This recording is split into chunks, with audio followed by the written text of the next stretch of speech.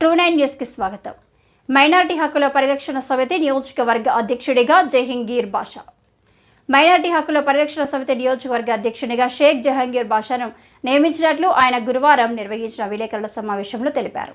ఈ మేరకు మైనారిటీ హక్కుల పరిరక్షణ సమితి వ్యవస్థాపక అధ్యక్షుడు ఫరూక్ షుబ్లీ నియామక పత్రం అందజేసినట్లు ఆయన తెలిపారు.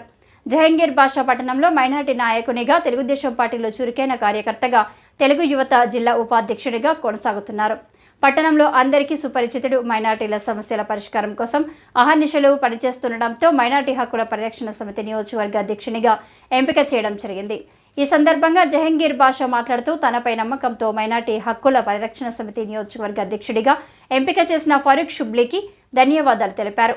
మైనారిటీ హక్కుల పరిరక్షణ కోసం అహర్నిశలు కృషి చేస్తారని, మైనారిటీలకు ఏ సమస్య వచ్చినా తమ దృష్టికి తీసుకురావాలని కోరారు.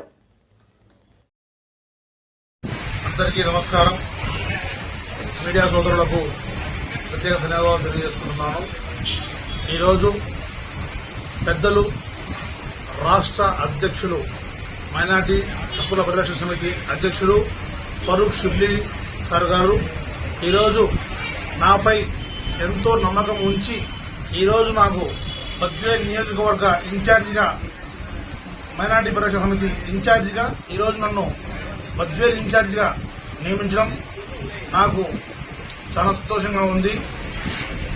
నేను నాపై ఉంచిన ఈ నమ్మకాన్ని నేను ఉమ్ము చేయకుండా నేను కష్టపడి ప్రతి ఒక్క ముస్లిం సోదరి ఉన్న సమస్యలపై పోరాటం చేస్తానని, ఆయన నాపై ఉంచిన ఈ భారాన్ని నేను ఎప్పుడు కూడా భారంగా భావించకుండా నాకు ఇదొక ప్రశ్నగా నేను ముందుకు పోతానని చెప్పి నేను మీడియా ద్వారా తెలియజేసుకుంటున్నాను.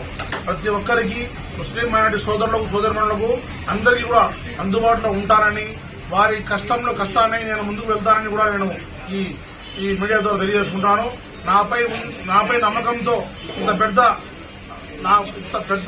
ఇది నన్ను బాధ్యతను నాకు అప్పచెప్పడం నా అదృష్టంగా భావిస్తున్నాను. నాకు ఈ బాధ్యతను అప్పగించిన ఫరూక్ షుబ్లీ గారికి నేను ప్రత్యేక ధన్యవాదాలు తెలియజేస్తున్నాను.